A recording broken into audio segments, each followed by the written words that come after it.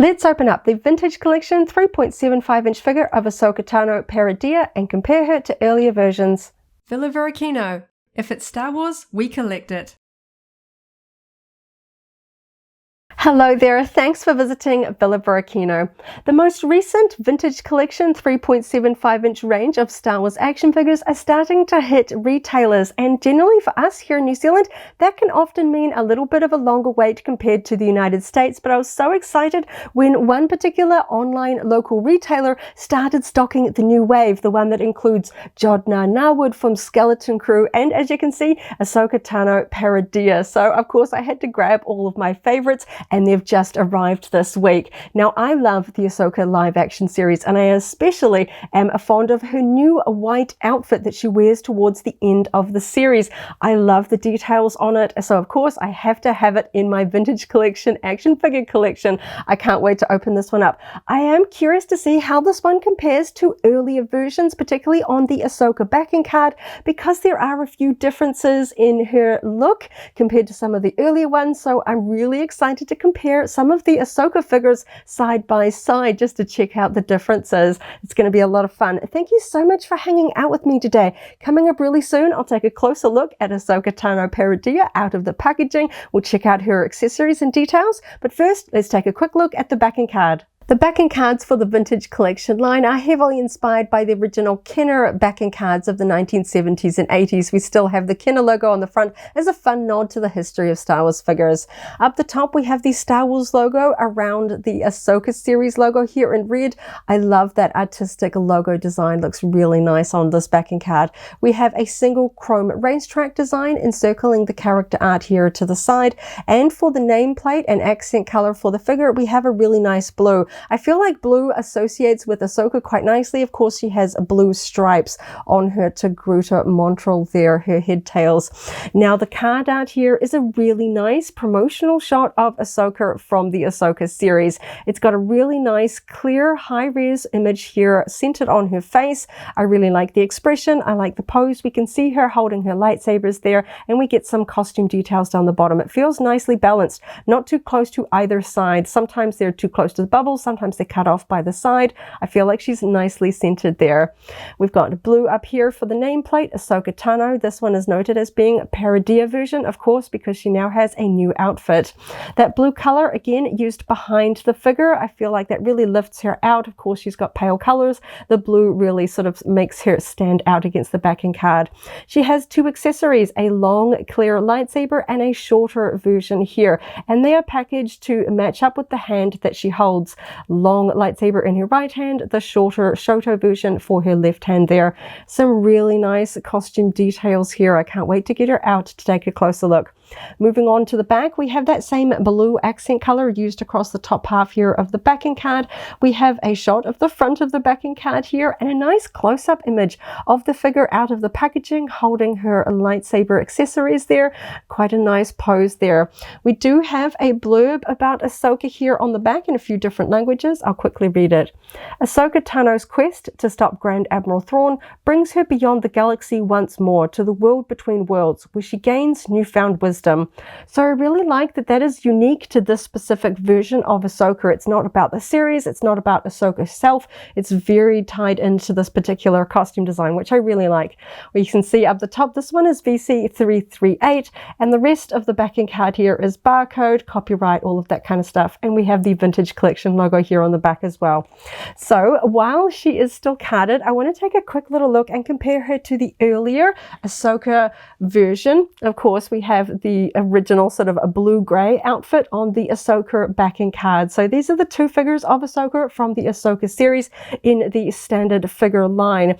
Now, I was always a little bit sort of torn about this particular one. So she appears as she did in the Mandalorian series, but for fans who are sort of Ahsoka fans, you may know that she actually changed her look between as she appeared in the Mandalorian series and her appearance in Ahsoka. While her costume remained the same, they did actually change her Togruta Montrol, her head tails, to be a little bit closer to how she appears as Fulcrum in the Rebels series. She has longer head tails and more pointed head tails.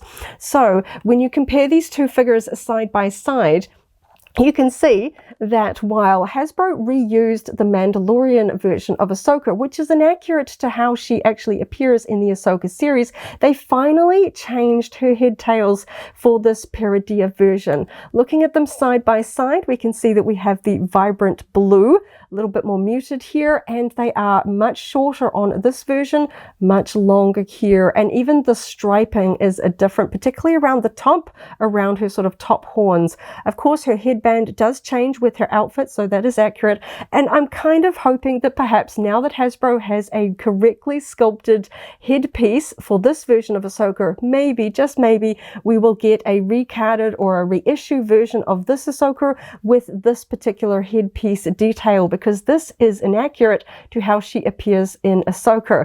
She was packaged like this figure is pretty much exactly the same as she appeared on her Mandalorian backing card on Corvus, which I have loose. So I have this version. This is the Mandalorian carded figure on hand to compare to this version when I get her out. I haven't opened this one up because it is exactly the same as the earlier issued Mandalorian figure. So that's just a little bit of a quick catch up on the different versions of live action Ahsoka in the vintage collection line. This one was actually also released as a deluxe version, but that one is exactly the same, just came with more accessories. And the deluxe version of that figure came with a cloak. Now, of course, as we know, the Peridea version of Ahsoka also wears a cloak for a lot of scenes, but it is not present in this particular version of the figure. So I'm hoping that Hasbro will perhaps reissue her in some format, perhaps in a deluxe packaging style with a soft goods cloak and maybe a few other accessories to kind of tie in, because I feel like she wears the cloak. It's so iconic with this version, and it's a shame that she doesn't come with that. She also does not come with unlit saber hilts as well, which I think is a shame. Of course, we don't really have the option of sort of hanging them here. We don't have hooks, and there are no rings on the bottom of the lightsabers, but I know for some fans, they really do like the inclusion of separate lightsaber hilts because the blades do not remove off the vintage collection lightsabers. But I'm so excited that we've now got a much more accurate version of Ahsoka.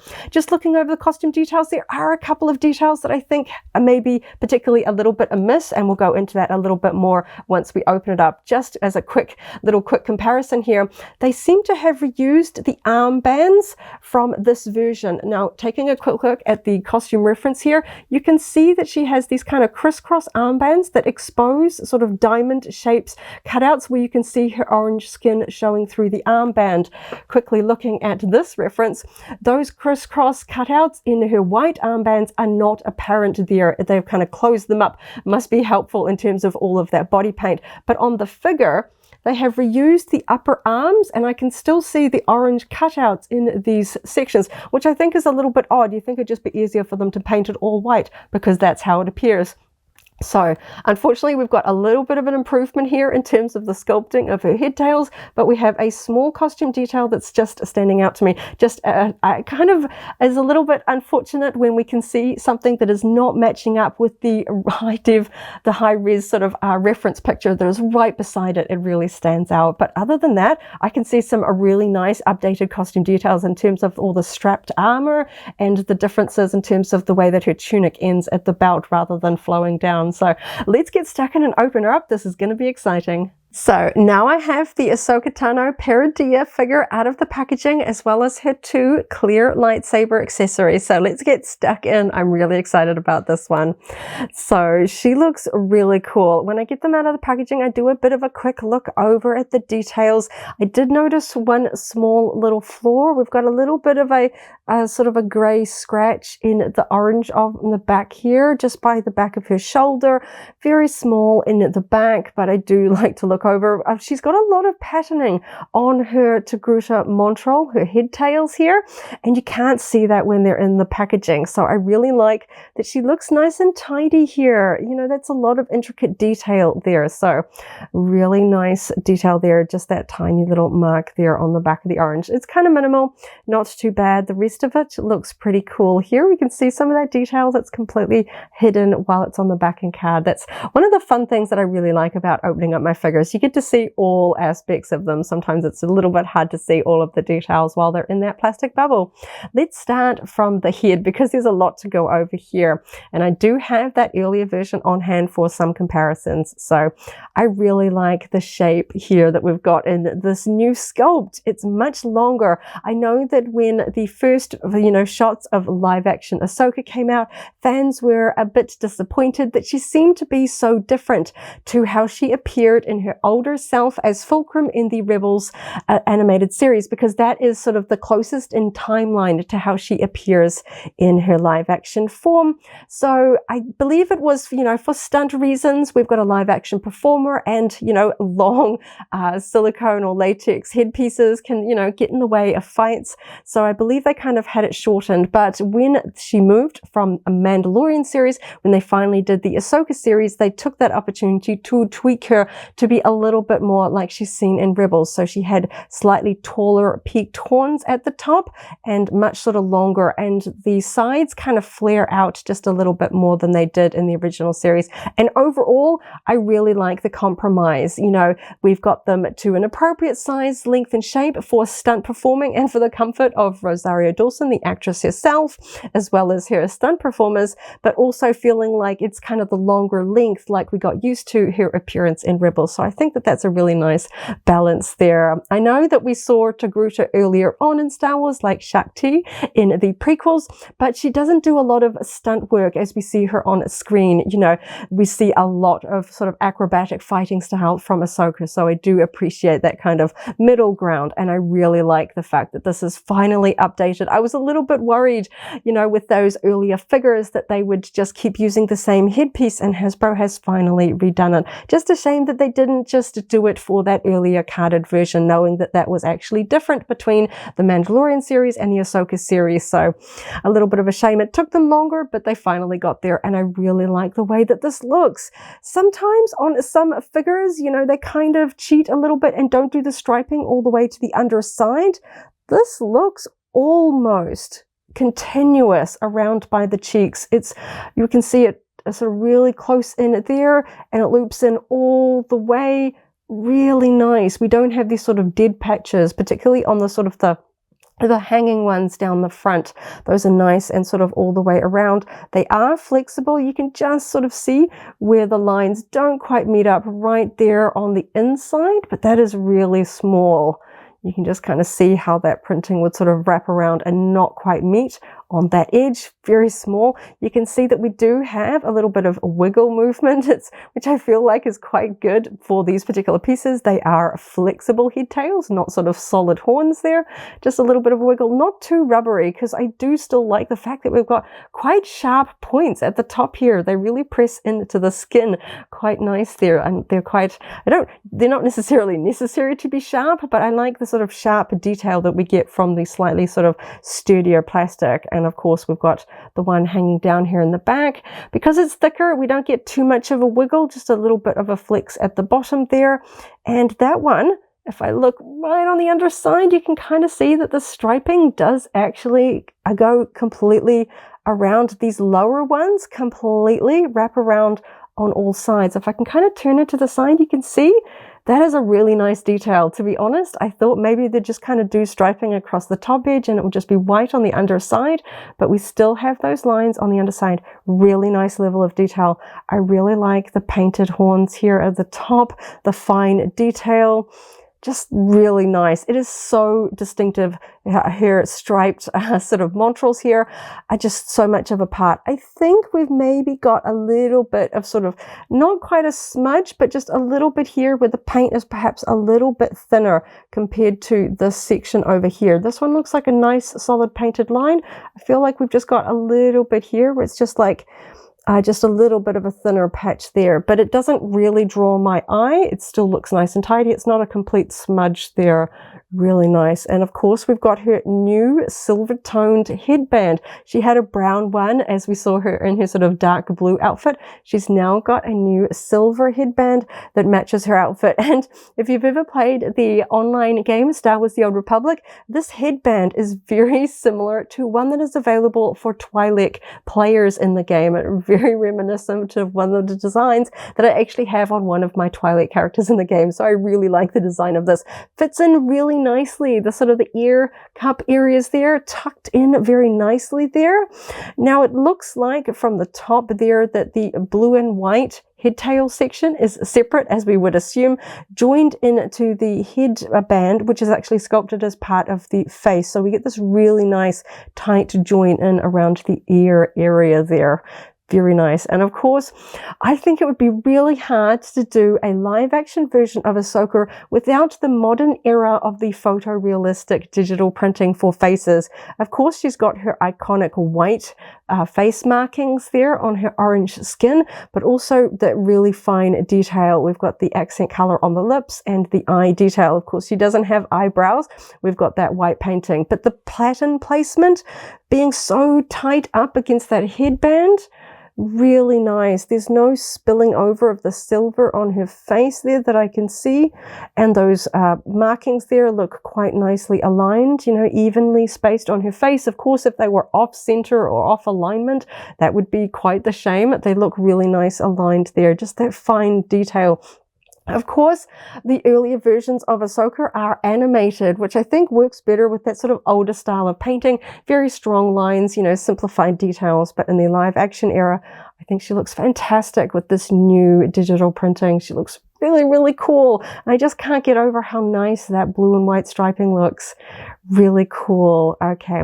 Her costume details are very similar to her original sort of darker blue grayer outfit, but we do have some differences here. And I'll do more comparison later, but for the sake of referencing, her tunic is pretty much the same. So I believe this is a reused piece, painted differently. She does have a different belt, but these sort of hip pads do look to be the same. Now on the original figure, the original costume, she has a section that comes down here, sort of an extension of her tunic, and her beads were sort of sculpted on top of that. But here, because we don't have that extension down the front, we have a separate detail here for her beads hanging down. So it looks a little bit thicker than the original sculpted line on the original figure, but this one is because it has got to be flexible and not completely break off. And I like the painted details on that. It can make out the beads there. I think that that's really quite fun. And of course, as I mentioned earlier, her arm wrappings are different. If you've ever worn body paint, you know, you will be quite familiar with just how it just gets on everything. And because she's now got a white, very light colored costume, it would probably be a lot easier for the costume team if we simply got rid of those diamonds. So it's just a white fabric here without the sort of orange smudging. So on the costume, on that reference image, you can see that it is slightly different and we don't have those diamonds showing. But for whatever reason, Hasbro still made it difficult for themselves and sort of left those, because this looks like this is orange plastic. So they have painted the gray, the white strappings, and cut out the orange so that we can see the plastic through there. But they could have just painted that whole thing and made it look a little bit more accurate. So I'm not quite sure why they sort of did that for themselves. But the lower half of the arms, we've got new armor, so a new sculpt, which I really like. I love the detail on this one. It almost looks like little rubber bands holding those armor pieces on her forearms, which is really nice. But just sculpting there, we've got, it looks like it's all just made out of the sort of cream plastic with the sort of metallic sections being painted, but that is really nicely aligned to the sculpted sort of straps there. Very tidy. It just looks like little rubber bands, which is really quite fun. The detail is so fine, and the silver painting just very, very nicely matching up to the sculpted details there for those straps. Really nice. I love that metallic finish. And just how tiny those lines look, and so tidy with the painting. Really cool. And of course, we've got that painted detail on the belt. really nice costume details here. So just talking about things that are different, of course, she still wears the sort of the very full pants that kind of, you know, give the illusion of a skirt, but help her fight. You know, she can do acrobatic kicks, but her boots are different. Again, matching those forearm armor pieces, we've got the same sort of really tidy painting effect here. It looks like the lower half are made out of this sort of this creamy light gray plastic, but we've got that metallic dark metal painted finish for the armor pieces on the tops of her feet and on her calves, her ankle sections here at the front. And again, it looks like they've simply not painted the straps, and it's just really tidy. Really, these small little lines, they look like they are matched up to the sculpting really well. We can see that those lines continue round. That's just impressive. Really nice. I really like that. It looks like this, I keep saying little tiny rubber bands, but that's just, it looks really nice the way that that is sculpted and held on.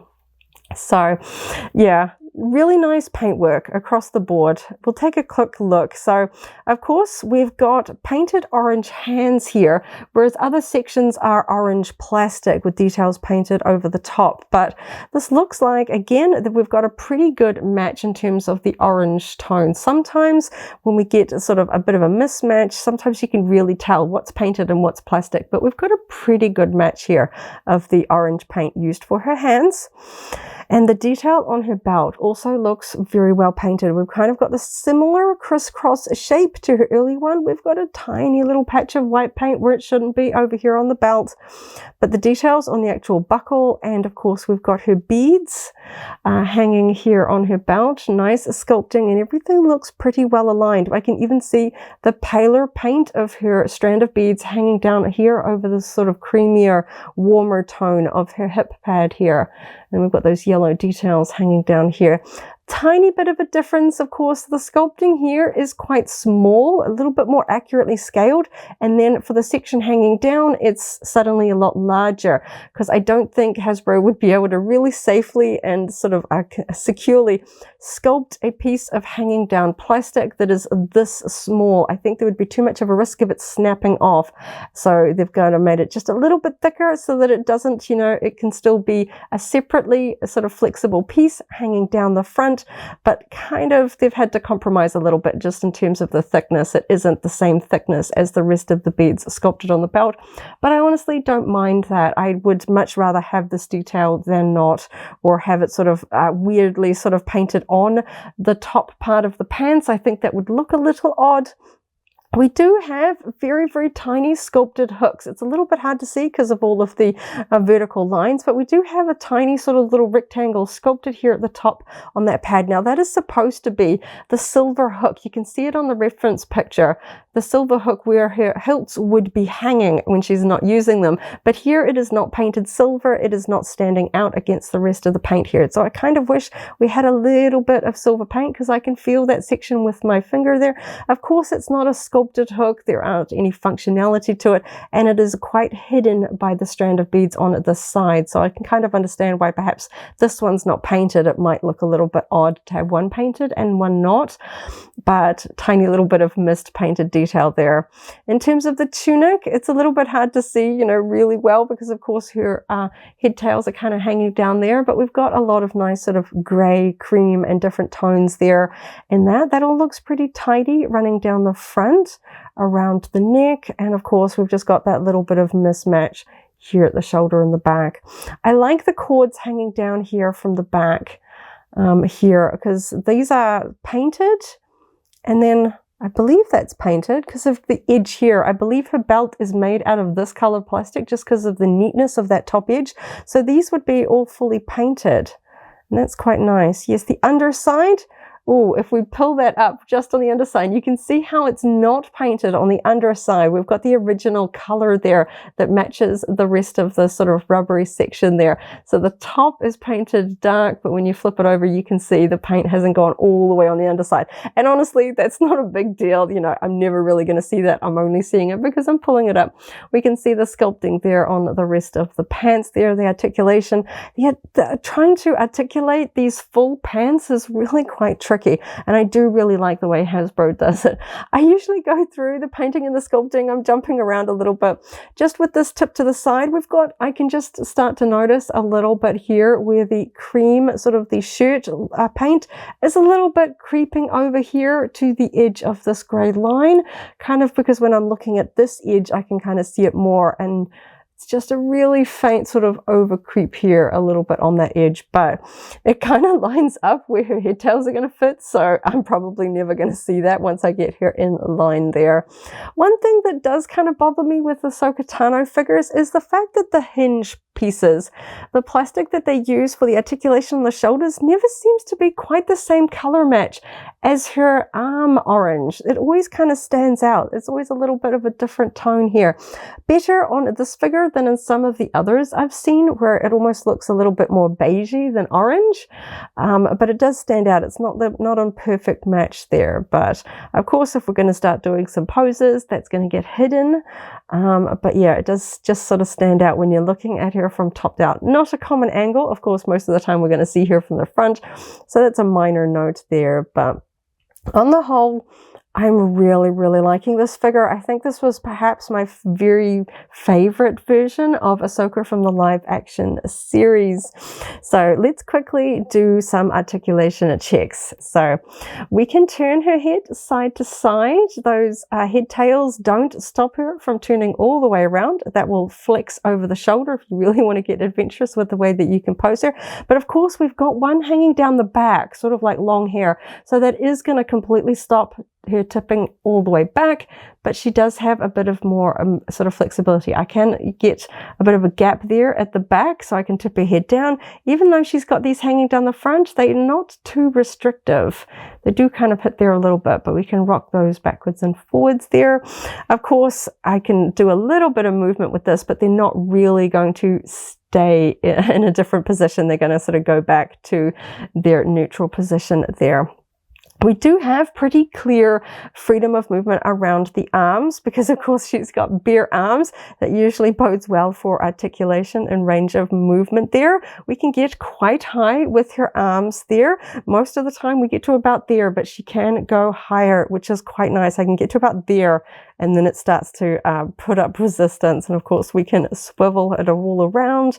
I really like being able to get adventurous with some of the arm poses on a lightsaber wielders because I feel like that's where you get the most sort of movement. Now, the sculpting of the armor plates on her forearms is a little bit restrictive on her elbow. This is about as tight across as I can. If I try and go up a little bit, I'm starting to flex at that joint rather than actually move it. It's hard up against her upper arm there, so I can't get tight in, but that looks pretty neutral there at the body. It's a little bit more of 45 degrees there.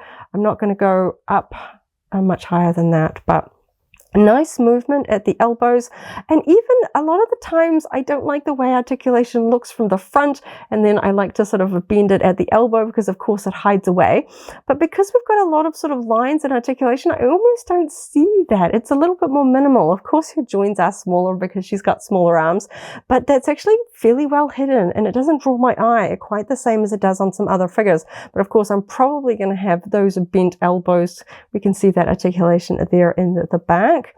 Now she does have plates on the back of her hands, so I'm wondering how well that's going to limit us. Of course we can always rotate, but I'm not sure that we're going to get much in terms of, I don't know if I can actually see any side-to-side articulation points here. I think that's just a rotating articulation point there. Sometimes we get a little bit of a side-to-side rocker movement, but I don't actually see that in the attachment point here.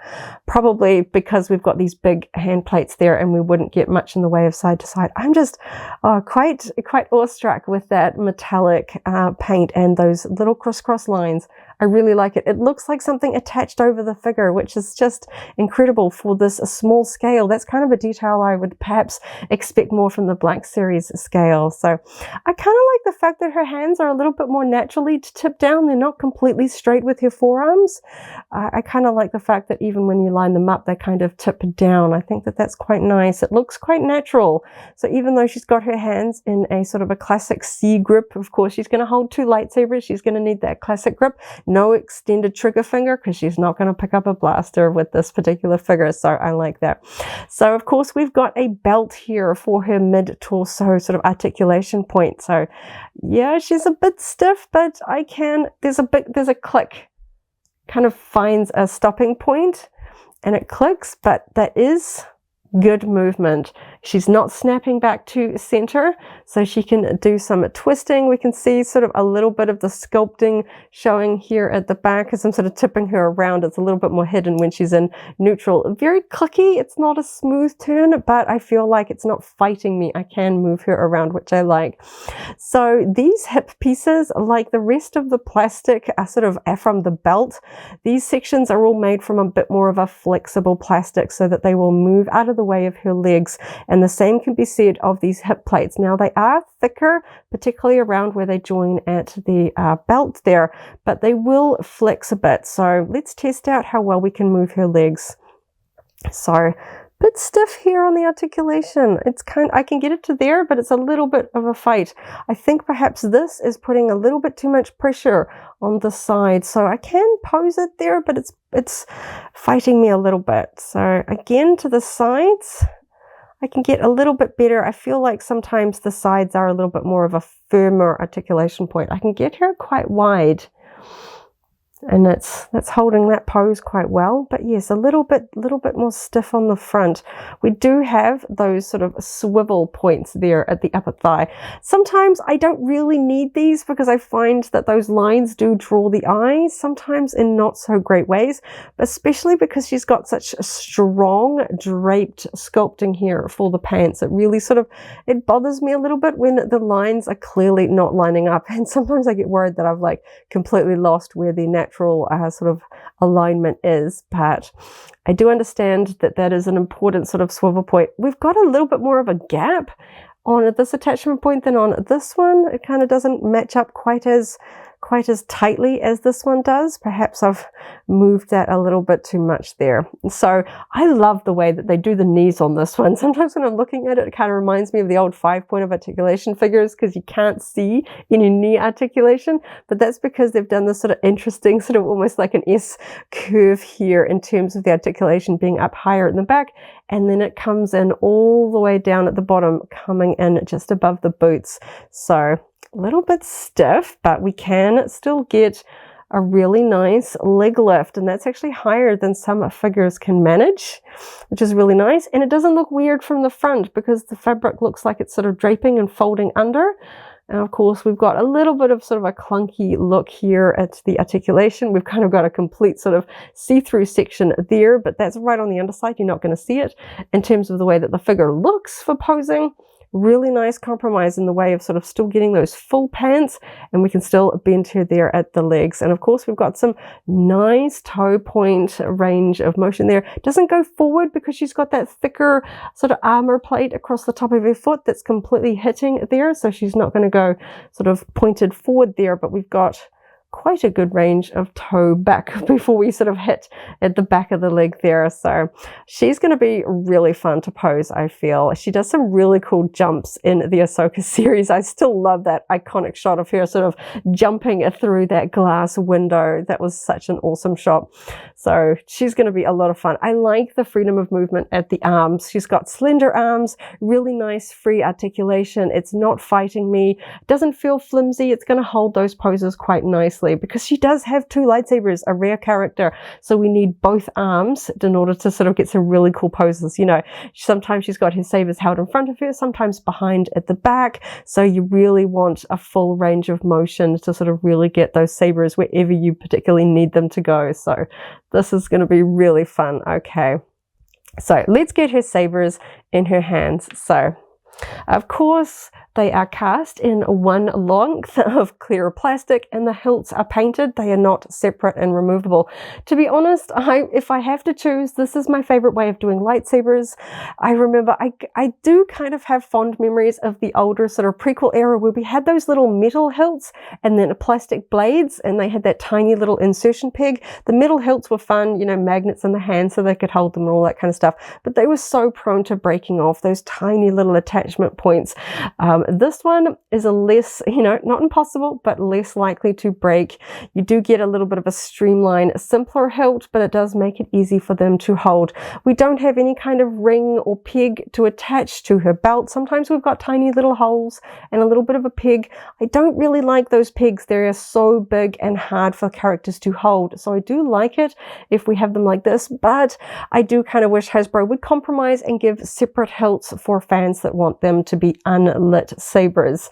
Generally, if a character uses a lightsaber, I have them posing with them lit, but I kind of wish Hasbro would give fans the option. So let's quickly add them into her hands. I'm pretty sure she's going to hold these ones well because they are quite slender. We've got a nice shiny silver paint job for this with some painted details. Of course, we've got those little sort of geometric shapes on the side. Very nice shape, curved hilts, quite unique, of course. So I'm not going to get too adventurous with the posing. I'm just going to get her to hold them nice and easy in that hand, and we'll grab the other one. This one is slightly different, of course. We've got a shorter hilt, a darker gunmetal silver. It's very small here. And of course, we've got a little bit of that same sort of geometric shapes there in a lighter silver there. So smaller hilt, but same sort of width. It should go into her hand easily. See if I can just get her to hold this one. Her hands swivel quite easily, so they are moving a little bit while I'm trying to get that in her hand. Okay, so there we go.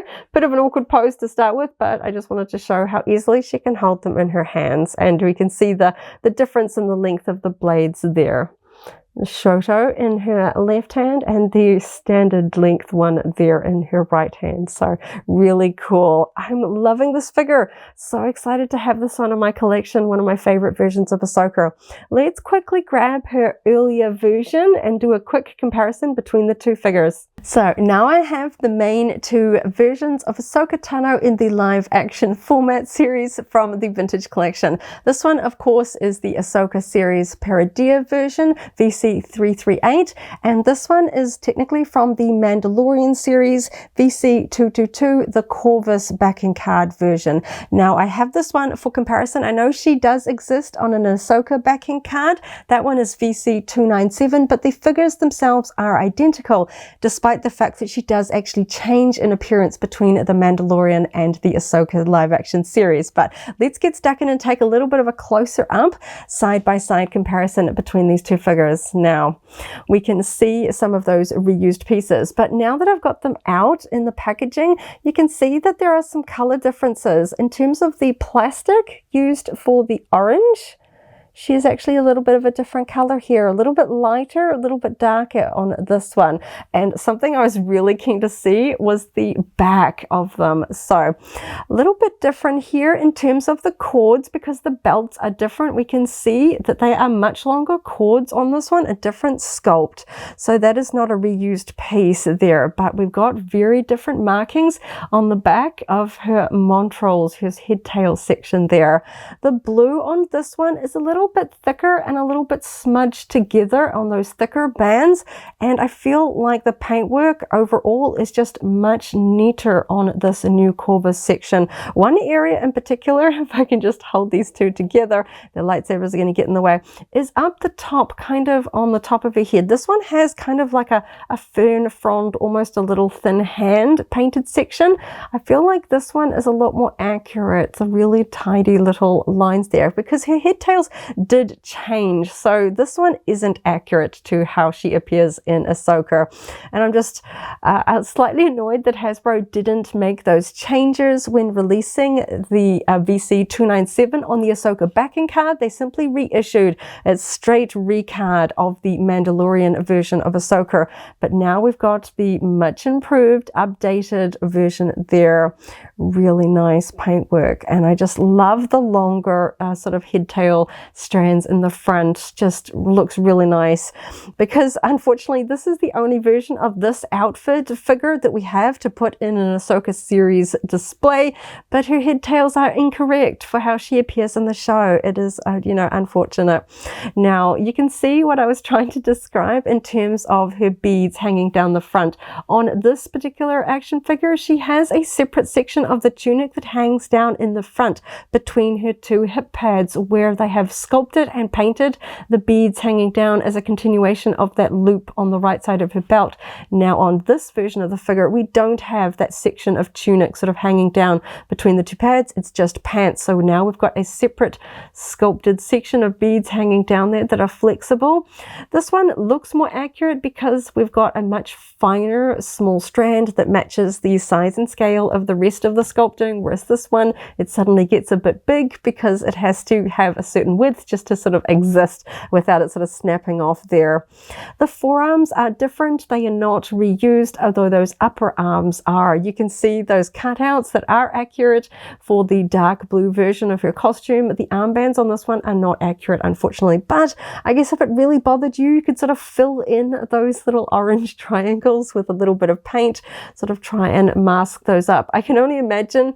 I like the nod to earlier versions of Ahsoka where she does have armbands. I did like the nod to those animated versions of her by having those sort of diamond shaped cutouts on her upper arm, but in terms of a live action performer, that's a lot of body paint, and the risk of it smudging, you know, when you're sort of flexing your upper arm doing stunts, I can only imagine orange would show up much more on a white costume than it would on a dark blue costume. So I guess that's why they changed it. So I'm not quite sure why Hasbro has still kept the cutouts there. I can understand why they didn't recast it. There is not a lot of difference. It still looks like sort of crisscrossed fabric a bit there on the upper arm, but it doesn't need those cutouts. But I do like the fact that we have got, you know, the different forearms there, and of course the different boots as well. Much different armor there, and I really like just the shape of this. The detail shows up. The painting on this one is not, it's not sophisticated. It's just kind of a few stripes there. The buckles on the back aren't painted anything differently. Not to say it's inaccurate or sort of a poor painting job.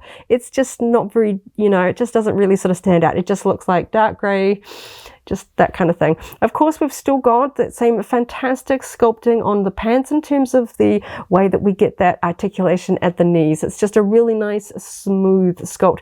As best I can tell, the draping does look the same. Sometimes a little bit different, you know, subtleties in plastic and the colors can trick your eyes, but as best I can tell, I do believe the pants are the same. And of course, the upper tunic section as well. A lot of similarities. The sculpting details are still there because it looks like we've got that sort of edge here that's in pale gray. It doesn't actually have a sort of a sculpted texture. It just feels like paint. I don't feel any ridges there. That's just an illusion because those outer edges, that pale gray trim is painted on, because of course that isn't a part of her original costume. So I believe these two sort of chest pieces are sculpted the same, but the belt is very different. She does have a different belt. The hip pads on this one extend up above the belt. They don't on this version here, and of course the belt buckle and that sort of strapped woven section over the belt is different there. So I like that they have completely sculpted that. Of course they would probably have to with these hanging bead sections, so not too much part reusage, even though at first glance they do look like very similar figures, but there is a lot of difference there. Of course I'm pretty sure the lightsabers are exactly the same. I don't think she's making new ones while she's getting a new outfit, but and of course her headband is different, as it should be. We've got the brown sort of leather-like one with those diamond shapes on it, and then she's got her new silver one there. So I'm very happy that Hasbro did actually resculpt the pieces that they needed to.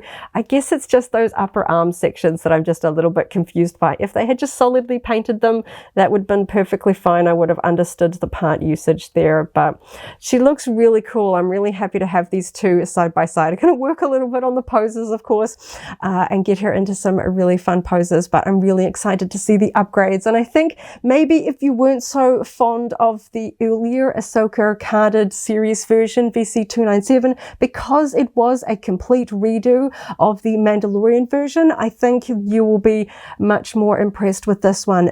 Just the detail on it, I just absolutely love the detail. The painting work is fantastic, and the fact that they have, accurized the head tails in particular.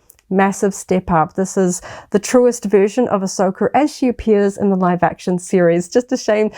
I really want the dark blue version with these sort of updated pieces, because maybe some crafty people will be able to sort of pull off this section of a figure and kind of pull this off, do a bit of a part swap. I'm not quite that brave, but because the head band is part of the face sculpt, you might be able to sort of swap them over. I feel like the likenesses between these two figures are improved, but I don't know if they've actually changed the sculpt on the face, because the orange is a little bit different, and I feel like the paintwork on the figures has improved just around the eyes in particular.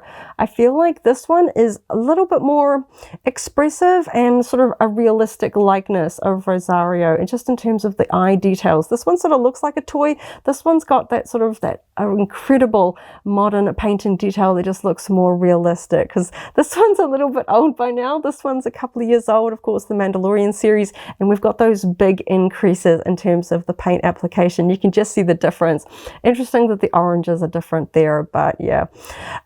In terms of the paint, the white paint on the face, it is different between these two figures as well. Just looking at them close up, I really like the way that it feels a little bit more accurate and aligned well on this new figure. This is just fantastic. This is kind of the level of detail that I expect from larger scale, like Black Series figures. Of course, we know the fantastic 12-inch Hot Toys figures have fantastic detail, but I'm just absolutely stunned with the detail and the overall improvement of accuracy on this figure. Really, really excited. The one thing I think knocks this one down a peg is the lack of a soft goods cloak.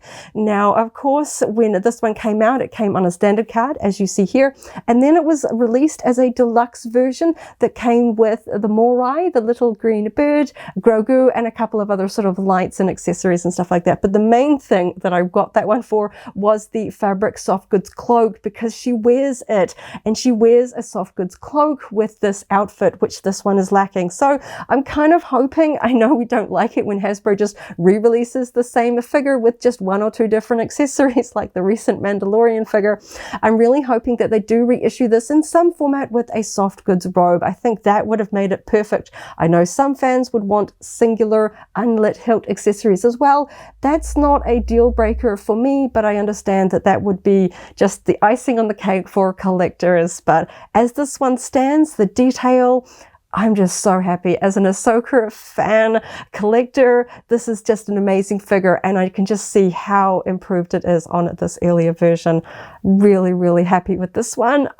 So excited. I'm going to have to track down another one and keep it carded for my Ahsoka Focus collection, because I really love this figure and I want to have a carded version for my collection. Just really, really cool. This one has been a little bit of a longer unboxing because I really wanted to do a little bit of a closer comparison, just because of the inaccuracies in that Ahsoka carded version of the dark grey outfit. Really wanted to take the time to see how they improved for this Peridea version, and I'm really happy to say that they really have tried their best to create the best version of Ahsoka from the series in this version. So hopefully we'll see a deluxe version, perhaps, with one of the creatures that they ride on Peridea. Perhaps that would be fun. Maybe a 2-pack, a fight with Morgan Elsbeth or something like that. That would be really cool.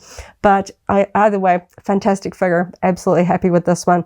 Thank you so much for hanging out with me today as I opened up another Star Wars vintage collection figure and had just the absolute most fun today. I hope you have a wonderful morning, afternoon, or evening, wherever you are in the galaxy, and let's hang out again really soon for more Star Wars fun. May the Force be with you. If you're a vintage collection fan, I recently opened up the Jod Narwood figure VC338. That video is linked here in case you haven't already seen it, as well as a whole vintage collection playlist. This is the way.